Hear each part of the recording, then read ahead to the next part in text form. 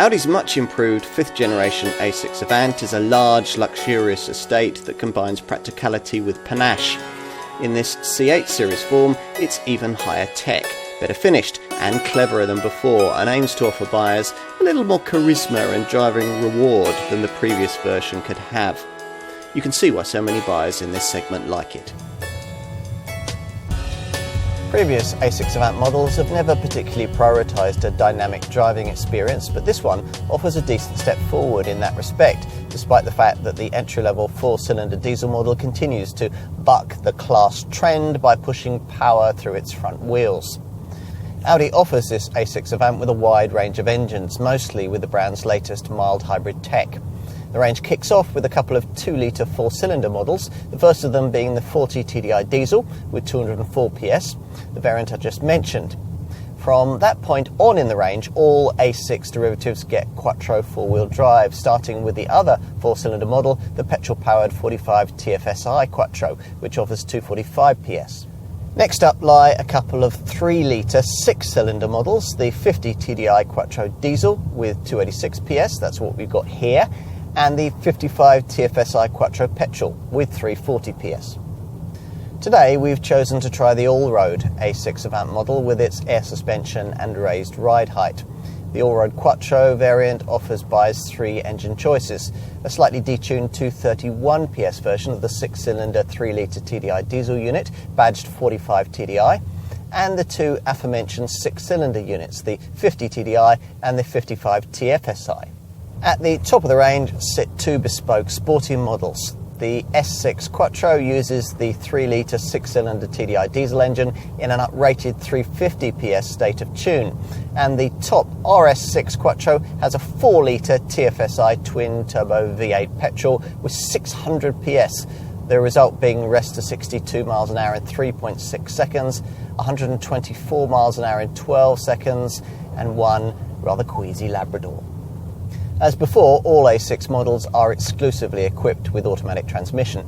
That'll be a 7-speed S-tronic gearbox, unless you've opted for a 3-litre 6-cylinder diesel or the RS6, in which case the transmission will be an 8-speed Tiptronic setup to handle the extra torque. According to Audi's research clinics, A6 customers value understated exterior design above almost everything else, so they should feel right at home with the conservatively evolved looks of this C8 series 8th generation contender. This is now a pretty sizable piece of sculpted executive segment German real estate, being nearly 5 metres long and the best part of 2 metres wide, yet standing only just over 1.4 metres high.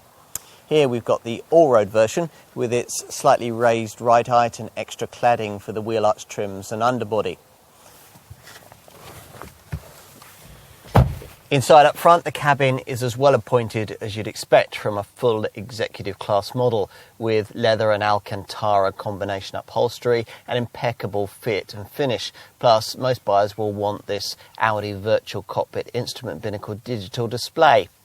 Media features are taken care of by the usual black panel MMI twin screen system on the centre stack that now features in all top-line Audis, with a 10.1-inch screen for infotainment functions up top and a smaller 8.6-inch display, mainly for climate features, just below.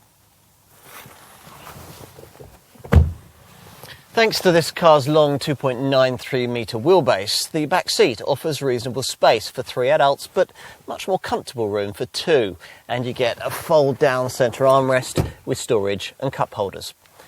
Out back in this estate model, there's a 565-litre boot.